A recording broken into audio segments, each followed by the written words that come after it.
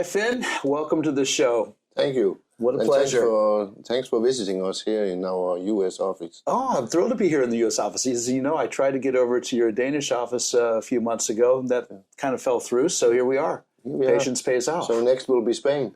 Well, you know what? We're talking about that over lunch earlier, and I love that idea. I think it would be brilliant to get down there and see that really unique Spanish Southwest coast and the history. Historical thing on the maritime side. Crazy. I had no idea.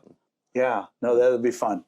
So this is what's great about this business and this industry. It's international. Yeah. And while it's Yachting USA, I think it's clear that, you know, when you've got KNUD E HANSEN, did I say that right? Yes, okay. KNUD E HANSEN, yeah. Perfect. They're ship design naval architects based in Denmark, but they've got a wonderful office here in Port Everglades, Fort Lauderdale, and in Spain. And, you know, we bridge the pond. We're on, you know, I think our industry is so multifaceted. So we're here in the Fort Lauderdale. We could be in Europe someplace right now. We're talking about white boats. But we're also talking about black and gray boats. Again, we're crossover between commercial and yachting because there is so much crossover to have. Yeah, technology-wise, absolutely. Right. So coming back to the offices, I have a funny little story from like half a year ago. Yeah. We had we were at SMM. Yeah, it's half a year ago, and we had a Damen dinner with all the Damen companies, and then Arnold Damen found out that he actually had an office in Spain. Oh. So he made like an unofficial competition who has the nicest view. And our office in Cadiz is right on the beach, so nobody else wanted to compete. No, nobody wanted to go down that path. That's too funny. We'll talk about that too, because you have that relationship with the Damen Group, and I think that's really cool. But I like it. Most people who follow my show know I love the history of our industry, and I love working with mariners and talking to mariners that have a history. I've learned today that not only you and I kind of started our maritime history at the same time. Exactly the same time. Yeah. You went to sailor school and started that as I was coming out of FIT with a degree in underwater technology and going into commercial diving. And that was 1981. Yeah, and mine was 1981 as well. I love that, you know, and here we are so many years later and kicking it. But you go way back further. I think you came on board your first commercial vessel at the ripe old age of 6 months? 6 weeks. 6 weeks. Yeah. Yeah, anybody step up to that one? That's a tough one to beat. That's a tough one. Yeah. That was a fun story, though. Yeah. So, and I sailed the same vessel 20 years later. Your dad served on that vessel? My dad served on that vessel for 10 years, sailing Antarctica and Greenland in the north. Wow. And then when I was 21, I sailed the same vessel for 3 years. Wow, So, think about that. Yeah, think about it's that. a good story. So your dad was down there sailing around the Drake Passage and all those wonderful Southern Ocean. No, not the Drake. We sail out of Australia. Australia? Yeah. Oh, okay. So in the old days, it was from Melbourne to Antarctica and back. But when I did it, it was from Hobart on Tasmania. They moved the Australian southern to the Tasmanian island. Right, right. Yeah, where it is also located today. Right, southeast part of. Interesting. Okay. But I have a good spin on that story. How's that? The new Australian icebreaker, Nuina, right, who replaces the Aurora Australis, which replaced the Nella Dan I sailed on, is designed by KNUD E HANSEN and built by Damen. Oh, wow. There you go. And that's the world's largest non-atomic icebreaker. Incredible. Yeah. Incredible. I have a movie here we can show you afterwards. I'd love to see it. There you'll see the Nuina. And it's built by Damen. You talk about structural integrity. Mm-hmm. When you put a ship into the ocean that is designed specifically for breaking through the ice and creating passageway or going in and rescue or all of the above, you've got quite a structure, quite a vessel. Yeah. That also was one of the challenges. To break the ice down in Antarctica is another thing. Yeah, and that's one of the reasons we won KNUD E HANSEN and Damen was that our main competitor was Finnish, and they are very good at icebreakers, but they underestimated that the ice in the Botnia Bay is 1 year ice. the ice in Antarctica is 1,000 years ice, so it's like iron. Right, right. It would be so hard. That convinced the Aussies because we had knowledge about the Antarctica, which they did not have. Wow. So that was an interesting discussion with Australian Arctic Division. I would think so. Wow, talk about having just that little bit of an edge. Mm-hmm. Sometimes that's all it takes, right? Yeah. So tell me a little bit more about your maritime history. You went to sea. You were on this boat, the same boat that your father served on for a period of time. 3 years on Antarctica and Greenland, and half a year on banana boats, Central America, Europe. Yeah. And a small coaster once. And then I decided I'm not going to do this the rest of my life. So I decided to go to study engineering. And I finished as a mechanical engineer in '89. Right. And came right back in the marine business, working then 9 years for an air conditioning company called Novenco. All right. They have also been quite active in yachting and cruise. Right. And I was stationed on shipyards around the world, in Spain, in Singapore, and in Italy for cruise and ferry business. Okay. And the world's largest pipe layer in Singapore.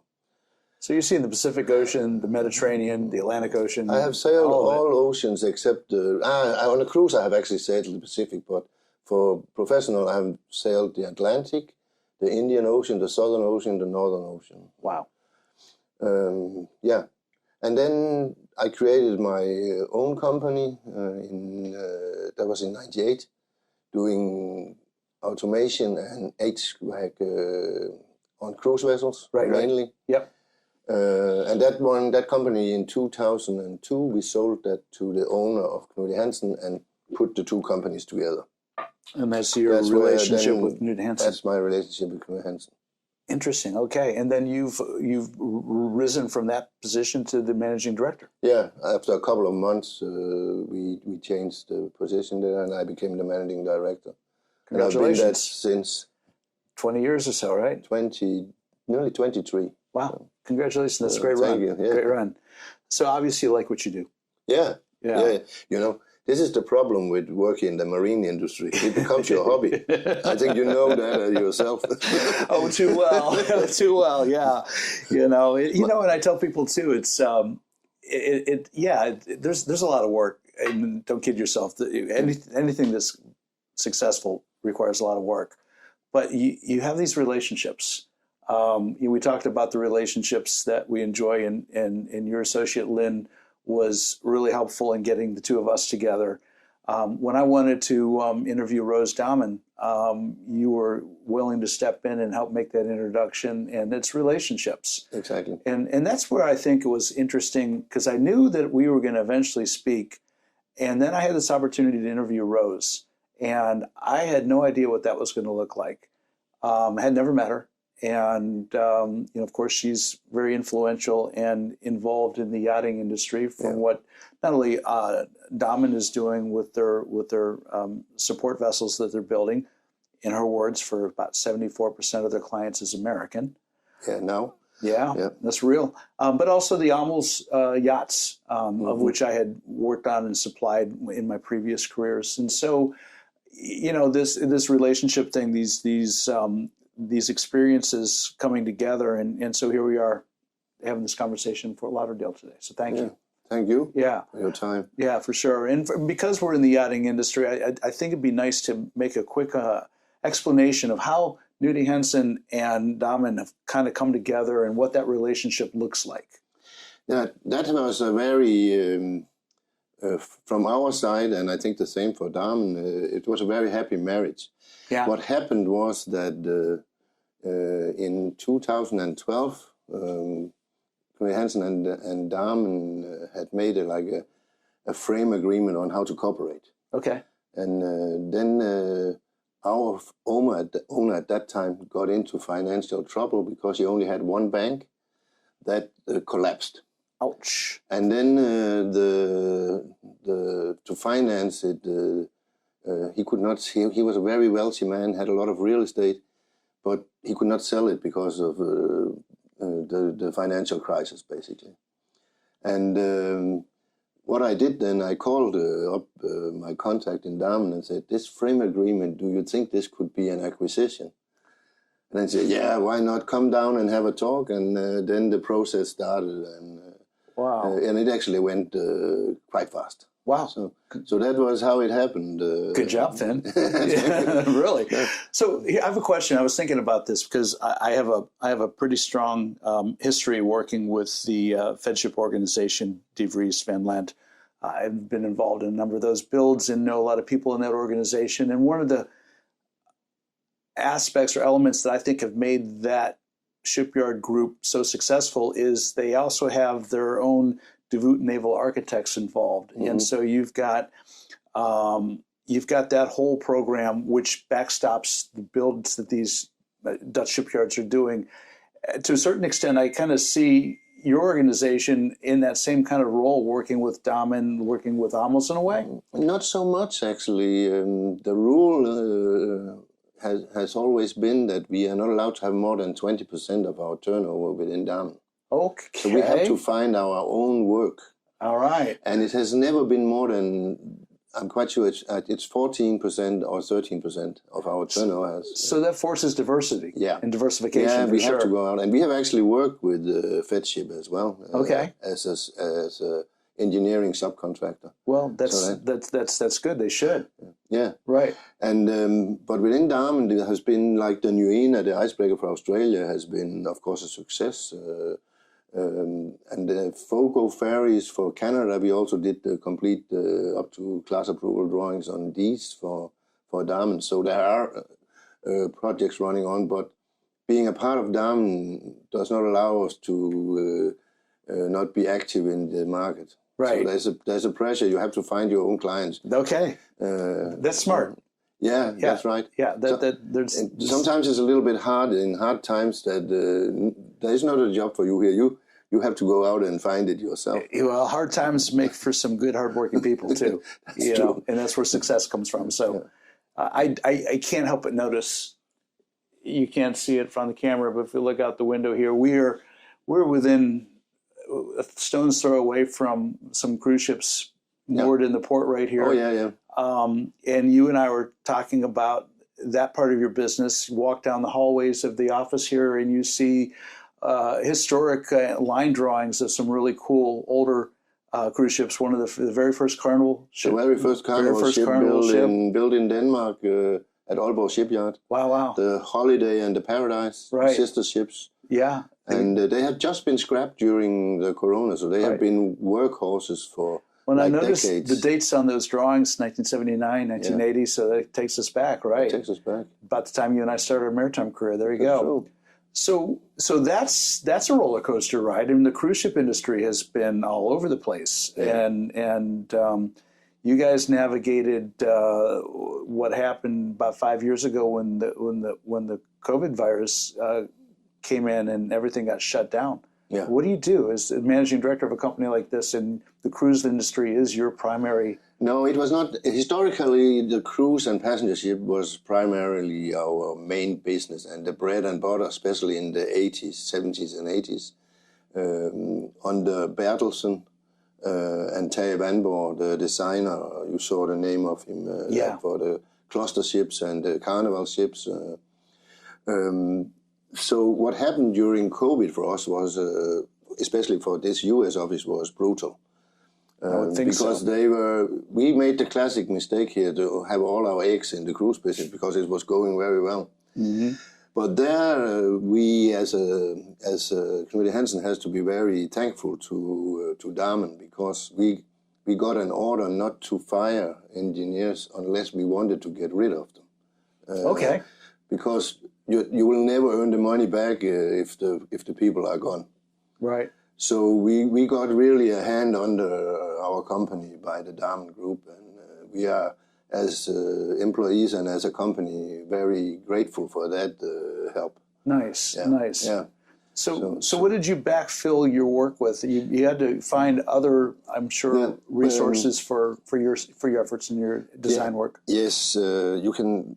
If historically it comes from the passenger ships, but if you take the recent 10, 12 years, We have been nearly had a monopoly on the mega large ro-ro vessels. Right. With clients like DFDS of Denmark, Wallenius Sol of Sweden, and the Grimaldi Group of out of Italy. Right. So we have designed more than 27 ultra-large ro-ros.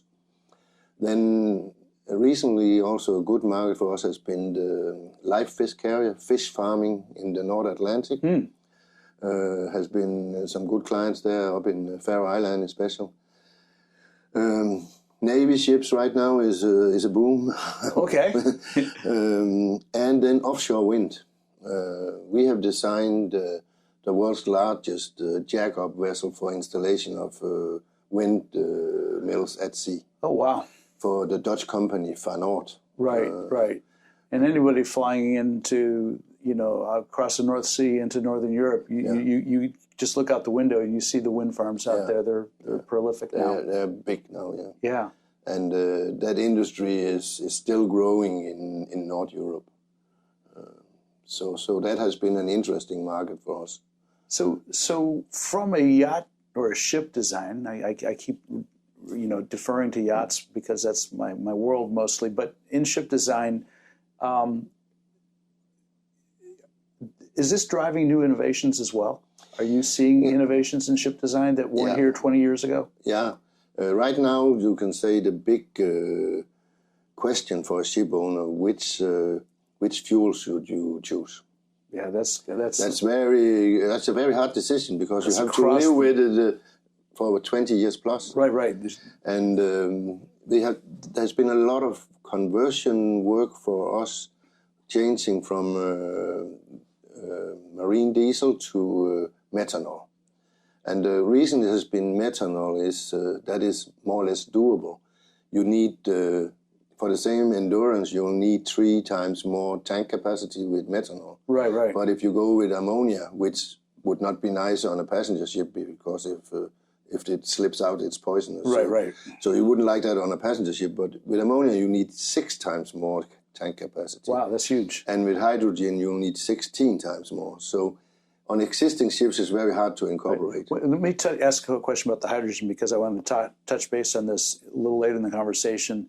When you talk about 16 times the volume, and I know the volume has always been the issue, is this at 1 atmosphere, or are you talking about high pressure cryogenic, running at 200 plus bar storage pressure? I actually don't know that detail on the hydrogen. We had one hydrogen project where we did a study for the Danish ship owner DFDS for the ferry between Denmark and Norway, Copenhagen, Oslo. Right. And the problem there was simply the space needed for hydrogen. Yeah. So we have experts in the machinery and system department working on these things. Right. So we have done projects with methanol, with ammonia, with hydrogen, with actually also small salt atomic plants. So we have a very interesting discussions about that too. Typically, most atomic power is limited or has been historically confined to military application, but small salt generators. Yeah. You know what the problem is with these? What's that? The opposite of all other technologies. When you start working with a new technology, normally you scale, you make your first test. There's too much energy in these, so you're not going to scale up. You have to scale down.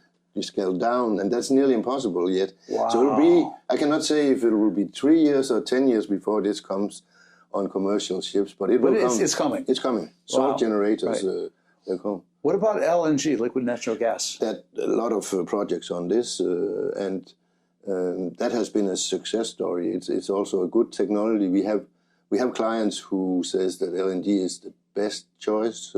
It's available. Mm-hmm. It's not completely green burning, but it's a very good step. Right, right. It's available, and you can say the infrastructure to get LNG is available nearly all over the world. Well, and that's another problem. If you look at the vessel here behind us, it's just a cool looking vessel. It's a research vessel for Denmark to serve the Arctic. Right. And when we started the discussion, no, it has to be green, it has to be methanol and everything, until we like said, hey, stop. How will you get methanol in Greenland? Right. So, yeah, you got to think about your resources. You cannot get it. So people have a big wish to be green and do, but sometimes it's simply not possible. Right. You got to couch some realities and figure out what that looks like. Exactly. Yeah, and I think that's going back to the hydrogen argument and conversation. And until the technology exists to take seawater and extract hydrogen from molecules from the seawater, and that's always the big, great dream, you know, to create your own energy out of. That's a long way down. That's a long way, Yeah. but things are moving. Right. We have also some interesting projects right now related to capture of CO2. We have clients who are waiting for the first projects to open up in the North Sea to capture CO2 and cool it down and liquefy it and then pump it down in the old oil fields. Oh, really? So that you are capturing it there. Interesting. And this is coming big time. Wow. The first projects are released in Denmark and Norway now. Well, it's interesting too. We're talking. It's fun to talk about green energy and what's coming in the future because there is so much technology. I was in a meeting just a couple weeks ago, and there's a company developing a incinerator for use in places that don't have the infrastructure for handling waste very well. Yeah. So down in the Caribbean and islands or remote places. And one of the things that this incinerator is able to do apparently is efficiently, you know, incinerate the wastes, but the carbon that's created, it captures the carbon and it turns it into an aggregate that can be then turned into building materials. Yeah. So, you know, you talk about a win-win-win. Yeah. But going back to green energy on board vessels, whether it's yachts or ships, there's a lot of conversations now about ports of call that are going to be requiring vessels, any ship or yacht coming in, to come in under a zero-emission propulsion system. Yeah. And I think the only thing that's readily available right now is an electric system that drives the shafts that can be powered maybe conventionally as a diesel electric or LNG electric type of drive, but then when you come to port, it's got to go onto batteries and have this. So do you see that as something in your design set? Absolutely. Okay. One of our last clients, Grimaldi, they have actually patented the word zero emission in port. Oh, really? And on the ultra-large ro-ros, I will show you afterwards, we build in a 5 megawatt battery package, so that when they are not starting any auxiliaries or main engine, they simply sail into the harbor on batteries, there you go. Unload and load the vessel and sail out on batteries again. Yeah, once you clear a certain benchmark, you're able to go on more conventional power drive. It is a ship owner that has put a lot of effort into making new innovative solutions. So he built, Mr. Grimaldi built 12 vessels with this, no 12, he actually built 15, 12 for Grimaldi line and 3 for his Finnish subsidiary Finn Lines to that design. Got it. Which was designed by us.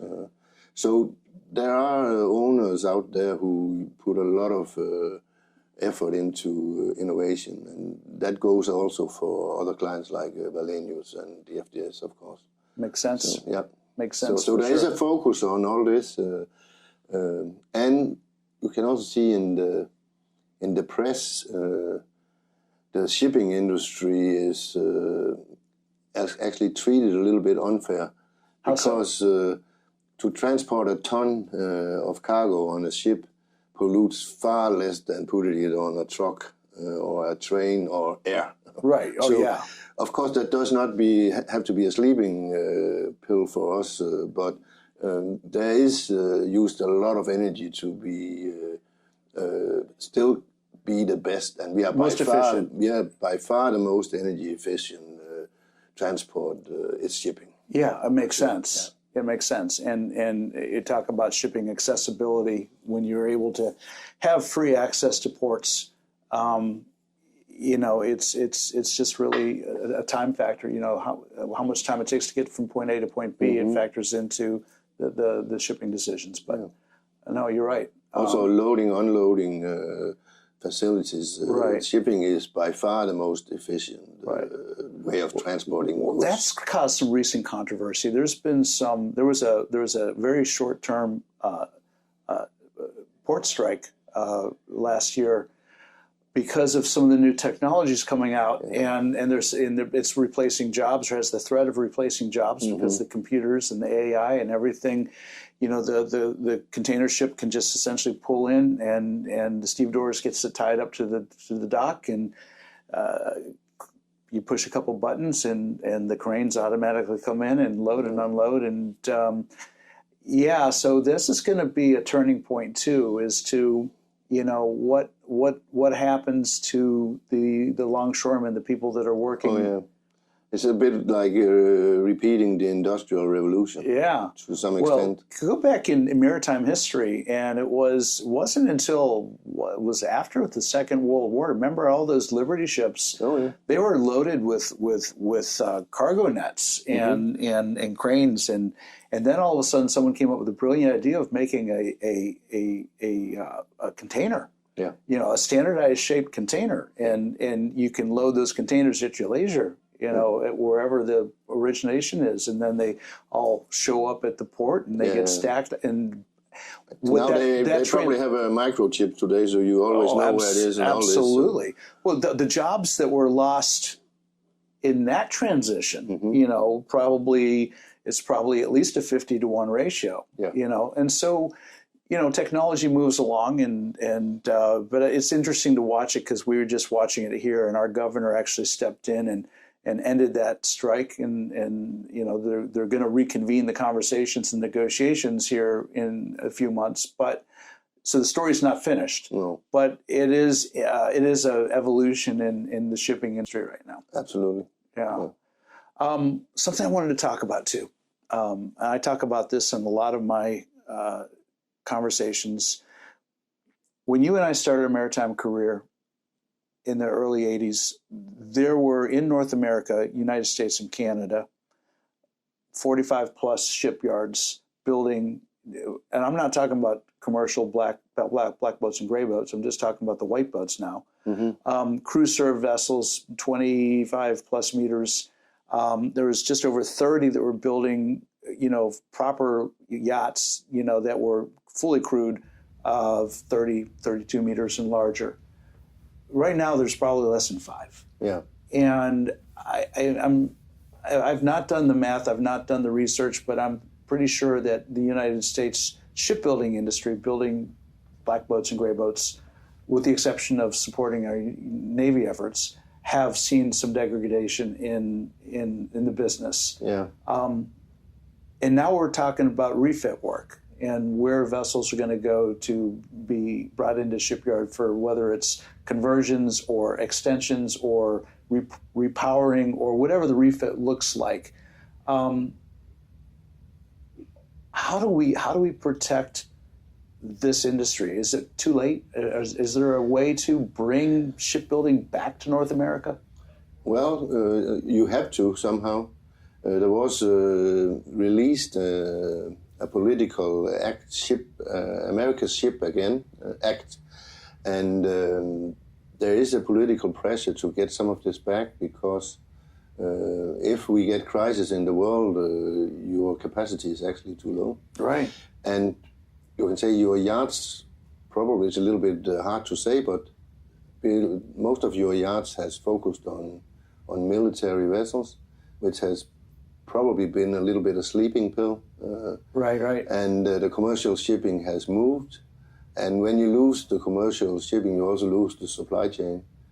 And you have to build it all up again. It's not an easy fix. No. But it's sad, because if you have a shipyard, a good shipyard that works, every shipyard worker you have employed there creates 20 jobs outside. Thank you. For the baker and supply chain and transportation. And Finn, let's say that again, because I think it's worth saying.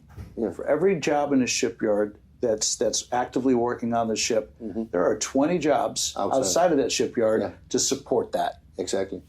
There we go. So,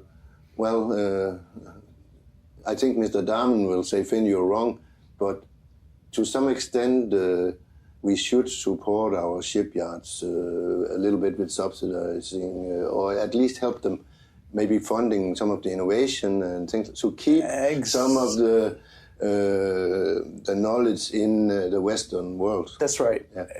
And I read another interesting thing about with shipbuilding. Historically, have always moved, and the situation we have now with Russia, China.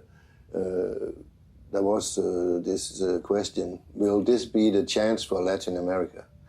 And as we discussed a little bit, when we started in China, we had a big language barrier, right, which we would be much easier to solve with Latin America. Of course, they have to get rid of the corruption, but the Chinese had the same issue at that time.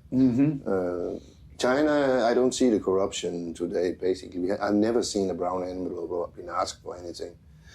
They have cleaned it up, and if Latin America should be successful and get some of these jobs back to us, then they have to clean that problem. Well, when you mentioned it earlier, and it's worthy of consideration, you've got the Panama Canal. Looks like the United States is going to step in and take control of the Panama Canal again. And I think that's good for the Western Hemisphere because it protects the shipping lanes, and it's looking after our interests. But on both ends of the canal, you have basically all the shipping of the world essentially passes through.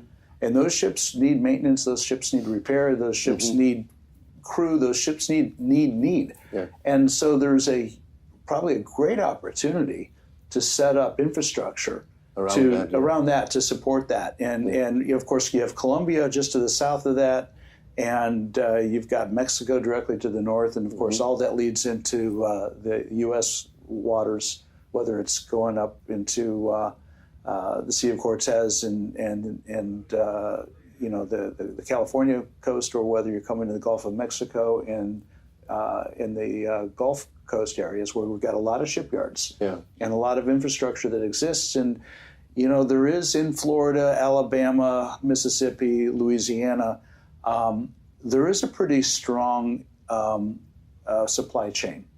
It could be built up. I think we could do better, but it exists. It exists, but I think also it has been successful because of the oil and gas south of Texas, that industry. Yeah. As a young engineer, I had an interesting project in Alabama. Le Tourneau shipyard.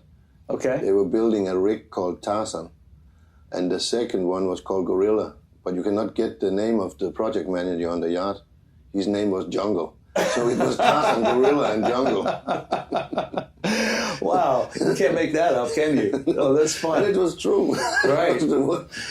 Well, when I was a young man working in Louisiana, I saw some amazing steelworks, and we were actually erecting some amazing structures offshore. And that industry fuels so much. I think I'm thrilled to see infrastructure being renewed and investments being renewed into these places, because from that is also going to stem new wealth, and from that new wealth will come new clients for the yachting industry. The other part of the equation that doesn't get talked about a lot is innovations in technology. It's for instance, the gentleman that has this hybrid hydrogen yacht being built at Van Lent, I won't mention his name, but everybody uses his computers. It's an American. The name of the yacht's Breakthrough. And you're not going to get a boat like that built with brand new technology that's expensive without a collaborative effort. And as I understand it, the owner, the shipyard, and the supplier of the hydrogen technology all collaborated somewhat equally to make this possible. And so I think that's part of the conversation. You mentioned subsidy, and I think there's as much as I'm a capitalist, and most people that know me know that I'm pretty strongly leaning that way. there is a time and place for subsidies and support from governmental agencies to make things viable or make things safer or better. We just have to make sure it's subsidized so it does not become a sleeping pill. People get complacency. But it could be to help the industry to make new solutions and be ahead. And that will create jobs, and the governments will get the money back from tax if we build our ships in our own countries. Right. No, it's a win-win. Yeah, it's a win-win for sure. And we create jobs, and also we get knowledge of the new technologies and how to use them in the marine business. No, I like that. So yeah. Yeah. So this is this is really interesting because we really have touched now on technologies on yacht and ship construction working around the world, not just in Europe or just not in the United States, and what the future looks like. What's the future look like for KNUD E HANSEN? What do you see happening in the next 5 or 10 years? As I said, we have been very successful on the ultra large ro-ros, offshore wind, and fish farming. I see right now we actually have quite a few projects on smaller cruise vessels. Okay. Expedition cruise. It looks like some people want to look into sailing in a little bit more luxury with 200-300 people on board. Yes. So there is a market there. We have 3 projects for that market right now. And 1 new yacht also is under. So the leisure boat business could be something that comes up for us. And then there's the offshore wind, where now the ultra large one for Van Oort, the Boreas, is floating and has been delivered from the yard. Right. When that one starts operating, it should give a spin-off to us. Interesting. I think. Well, you just touched on something too. I'm sure you've noticed the Ritz-Carlton Yacht Collection. They're prestigious. It's a small cruise ship, but it's giving a more bespoke luxury experience to more or less higher net worth individuals who want a yacht-ish experience without spending 6 figures for a week-long charter. Yeah. And of course that's creating a lot of conversation in our industry, with what is this a disruptor in the charter industry, or is it a influence into the charter yacht industry? I think it's an add-on. It is an add-on. Yeah. I would agree with you on that. I disagree with those who think it's a disruption. I think it's going to feed more clients to the charter yacht. A different cruise experience. Right. I love the big cruise ships. Some people hate them, but my wife and I, we have been on several cruises, and like a week on board is perfect, and that's enough. But it's a very good experience.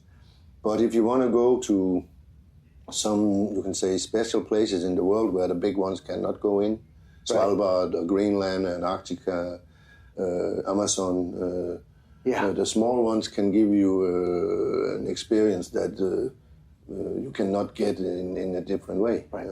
Well, I've only been on a couple cruises. I did a couple of Disney cruises with my family. I'm not big on hanging out with 4,000 of my newest best friends, but I had the most remarkable cruise experience with the Windstar organization cruising out of Costa Rica a few years ago. 5-masted sailing ship with I think it carried 160, 180 passengers. Spectacular! Yeah. That was an experience. I can imagine these more bespoke vessels that are being created now, marrying that kind of an experience where you have fewer passengers, more of a high level, engagement with the cruise. It's closer to the luxury is closer to the yachting than to the standard cruise. So it's an add-on. That's in my opinion clear. Gotcha. So maybe in the cruise space, that's interesting for companies like yourself. You saw also Celebrity now going into river cruise. Yes. And we will actually try to take a look into. We have designed on our own investment a Mississippi River cruise vessel. So because some of these vessels that are there today are very old and also with a little bit old-fashioned technology. Right. So there should be a chance for getting in with something that is modern and different. It's interesting you mention that, because right before I left my previous company of nautical structures, our company is working with Edison West, and they were involved. They built the first Viking River cruise in America for the Mississippi River under the Jones Act. You know, it has to be the Jones Act. That's the Jones Act, right? And I remember we got involved. We built the biggest hydraulic self-deploying gangway ever for that build, because it was going to so many new places. You didn't have stevedore everywhere. You had to be able to get the gangway out and get passengers on and off on the river, because there is no infrastructure in a lot of the river stops. And so that was a fascinating project on so many levels, because we were working with a really cool shipyard and Schwest organization out of Louisiana. Their vision was spectacular, and the work they did was very, very good. The naval architects we were working with were really exceptional. The Viking River Cruise people were very interesting, because that was their brand. They wanted to make it all successful. There's been one of those boats built. I know there's talks about starting a second one soon, maybe. But I think that's an opportunity that is long overdue. The Tom Bigby and the Mississippi and some other rivers that we have here in the United States. Amazing history on those rivers, and what an exploration that can be. Edison West was actually my very first client as a young engineer. Oh yeah? It's a funny story. I was just graduated, and then Edison West down in La Rose had to build a icebreaker, a research vessel for the United States for Antarctica. Okay. And then I was a trainee under an old engineer, experienced guy. And I started the 1st of December, 89. And then in February, there had to be a meeting in La Rose at the yard. Right. And this guy, he got sick. So my boss said, but you have to travel. I know you don't know much, but buy a suit and go down there and take out the earrings. And those days I was still a sailor, so I had it in my mind. So I took out the earrings, and he said, you have to do that, and you have to go in a suit. And we had a draftman with me, and we drive down to the swamp there. Yeah. And I come into the meeting room, and they were sitting 8 guys there, and they all had earrings and big tattoos. Right, and they weren't in suits. No. So Carol Himmel, who was the technical director there, he said to me when we stopped the first day, tomorrow you can come in jeans. Yeah. That's right. Then the funny story was, after a day he found out, you don't know much about this. And I said, no, I know nothing. Okay, what are you educated in? Automation. Okay, let's go to my office. I love to program PLCs, he says. So we do that together, and then Tina can do the design. Okay. So we sat there, and then we started talking, and this one was for Antarctica. And I said, I've been down there 3 years. Ah, interesting. And then he said, I have a consultant here. I don't really trust him. He tells me that it never snows down there. And then I said, no, it snows like hell. And this was before the internet. So I said, can you send me some pictures? Then when I came home, I took of the Mawson base, the Australian base, one in sunshine and one in a snowstorm. And I couriered it to him. And the next meeting, a couple months later, we talked about this, and I said, what about the consultant? I fired the bastard. He was lying. See, that goes back to what we're talking about our experiences, right? He was treating me like I was a son, because I admitted immediately. Well, you're I know honest. nothing. I know nothing. So we got 12 projects down there in the end. I love it. It was good fun. Yeah. And he was a very good guy. Well, I lived in Louisiana living in Louisiana for 4.5 years, I got to know a lot of people in the culture, and they're wonderful people there, and particularly southern Louisiana. And what a joy, what a pleasure it is to hang out and see what they're doing there. And they have shipyards. I mean, that's where that's what heartens me to think that there is a possibility we could get more shipbuilding happening here in the States, because you've got Austell down there, you've got Harvey Gulf, you've got Schwest, you've got these shipyards that are building.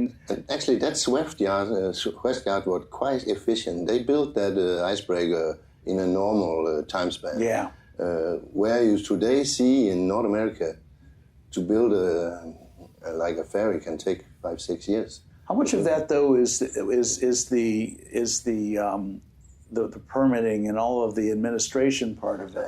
I don't know what is, but it should be possible to make this more efficient. Right. The Edison Schwest yard in La Rose was a normal, efficient yard. Of course, it was private owned and pushed by the Schwest group, but it was good. Yeah. And it was a very open cooperation, and that's what you want. It was very nice to work with. That's what you want. Yeah. Wow. So it is possible to take it back, I think, but it will take time. Well, you know what? I've been in the game for a long time. I'm a big vision guy. You know, it's the long view. And Finn, I hope you're right. I hope in the years to come we see a bit of a turn. Yeah. And while we're still engaged or at least aware of this industry, we can look back and say, look, what's happened. It's been good. Yeah.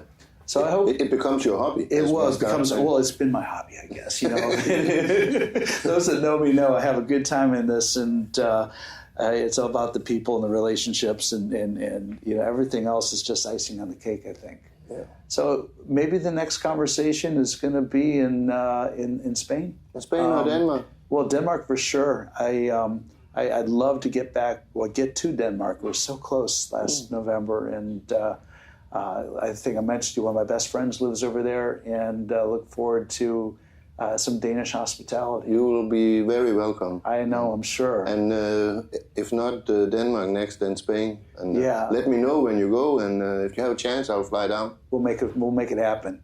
That's the deal. Finn, thank you very much for your time today. What a pleasure. Your hospitality is amazing. Thanks for your time. Oh, of course. Appreciate it. And this is good stuff. And then until the next time, yep, I'm out of here.